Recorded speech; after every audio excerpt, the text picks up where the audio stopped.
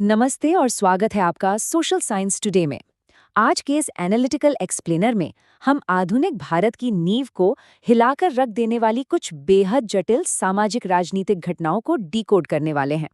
अक्सर हम इतिहास को सिर्फ तारीखों के चश्मे से देखते हैं ना, लेकिन आज हम 1947 के विभाजन और 1948 के एकीकरण को सिर्फ ऐतिहासिक दस्तावेजों से ही नहीं, बल्कि साहित्य के पन्नों, लोगों के आघात और यहाँ तक कि युद्ध में इस्तेमाल हुई दिलचस्प संचार तकनीकों के नजरिए से भी समझेंगे। तो चलिए, बिना किसी देरी के सीधे इस चर्चा में उतरते हैं। एक जल्दी सी नजर डालते हैं आज की हमारी रूपरेखा पर। हम शुरुआत करेंगे आधुनिक भारत के निर्णायक क्षणों से, फिर चलेंगे साहित्य और स्मृति की तरफ, उसके बाद ऑपरेशन पोलो की जमीनी हकीकत, निजाम और रजाकारों का गुट, युद्ध में संचार की भूमिका, और आखिर में बात करेंगे इन दोनों सालों की विरासत पर। तो चलिए, सबसे पहले बात करते हैं आधुनिक भारत के उन निर्णायक क्षणों की जिन्होंने सब कुछ बदल कर रख दिया। जरा इस टाइमलाइन पर गौर करते हैं। अगस्त 1947, विभाजन का वो वक्त जब लगभग 1.4 करोड़ लोग विस्थापित हुए। सच में ये मानव इतिहास की सबसे बड़ी त्रासदियों में से एक था। और चौंकाने वाली बात यह है कि इस भयानक मानवीय उथल-पुथल के ठीक एक साल बाद ही सितंबर 1948 में हैदराबाद को भारत में मिलाने के लिए ऑपरेशन पोलो नाम का सैन्य अभियान चलाना पड़ा।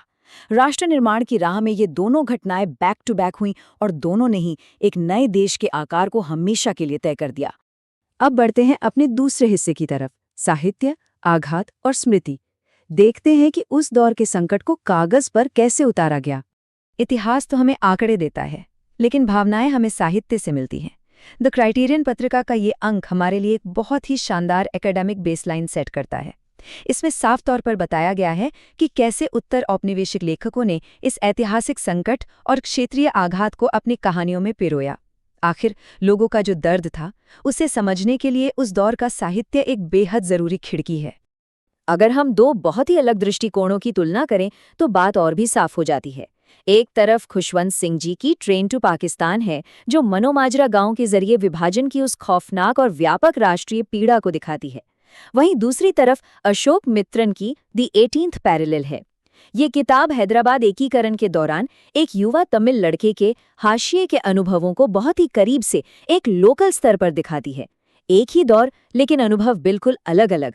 इन अनुभवों को समझने के लिए होमी भाभा का एक बहुत ही दिलचस्प कॉन्सेप्ट है, जिसे वो अनहोमली या अनहोमली कहते हैं। इसका मतलब है वो एहसास जब आपका अपना ही घर अचानक से बेगाना और असुरक्षित लगने लगे। राजनीतिक सीमाएं खिंचने और सांप्रदायिक तनाव बढ़ने से सदियों से साथ रह रहे पड़ोसियों की वो साझा पहचान रातों रात टूट गई। जो घर कल तक अपना था, वो अचानक पराया हो गया।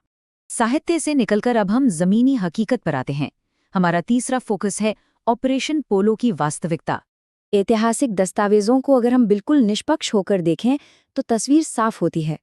जब हैदराबाद रियासत को भारत में मिलाने की तमाम कूटनीतिक कोशिशें और बातचीत के रास्ते पूरी तरह बंद हो गए, तब जाकर भारत सरकार ने सितंबर 1948 में ऑपरेशन पोलो शुरू किया। ये एक बहुत ही तेज और सटीक सैन्य अभियान था। इस पूरे अभियान में एक तारीख बहुत अहम है, 17 सितंबर को हैदराबाद मुक्ति दिवस के रूप में जाना जाता है।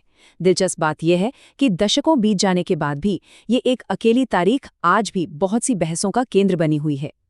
एक ओर इसे राष्ट्रवादी संकट की जीत के रूप में देखा जाता है, तो दूसरी ओर ये अल्पसंख्यकों की पुरानी चिंताओं को भी सामने लाती है। यह तारीख अपने आप में इतिहास का एक बहुत भारी बोझ उठाए हुए है। इस संघर्ष को समझने के लिए हमें इसके मुख्य किरदारों को जानना होगा।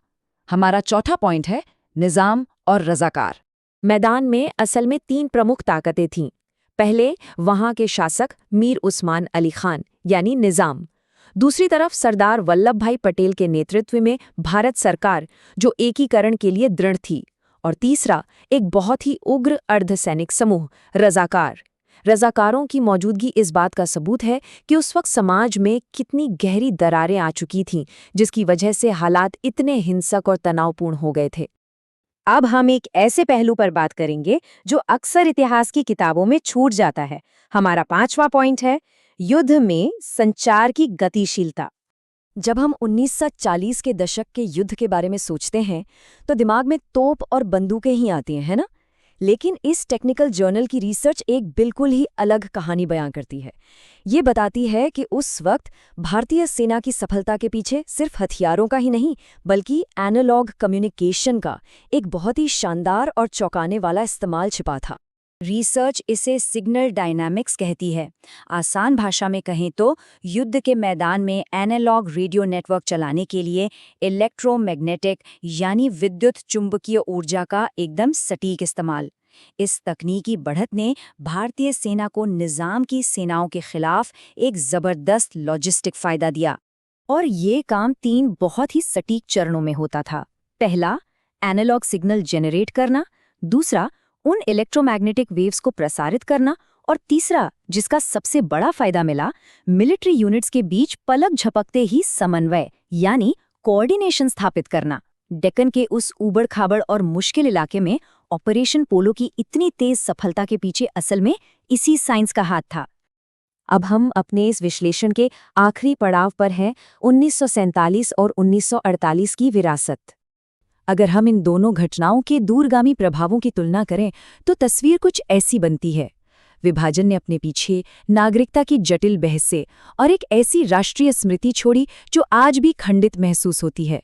वहीं दूसरी ओर हैदराबाद के एकीकरण के बाद हमने कई भाषाई परिवर्तन देखे और तेलंगाना जैसे मजबूत क्षेत्रीय राजनीतिक आंदोलनों का उदय देखा। राष्ट्र निर्माण की उस जल्दबाजी ने हमारे समाज पर ऐसे निशान छोड़े हैं जो आज भी भारतीय राजनीति को दिशा देते हैं। तो अंत में एक बहुत ही गहरा सवाल सामने आता है। एक राष्ट्र सही मायने में एक एकजुट भविष्य बनाने के लिए अपनी इन दर्दनाक स्मृतियों और आघातों के टुकड़ों को आखिर कैसे एक साथ जोड़ता है? ये एक्सप्लेनर हमें यही सोचने पर मजबूर करता है कि देश सिर्फ नक्शे पर खींची गई लकीरों से नहीं बनते, वे उन अनगिनत मानवीय अनुभवों और कहानियों से बनते हैं जिन्हें समेटना पड़ता है। सोशल साइंस टुडे देखने के लिए धन्यवाद।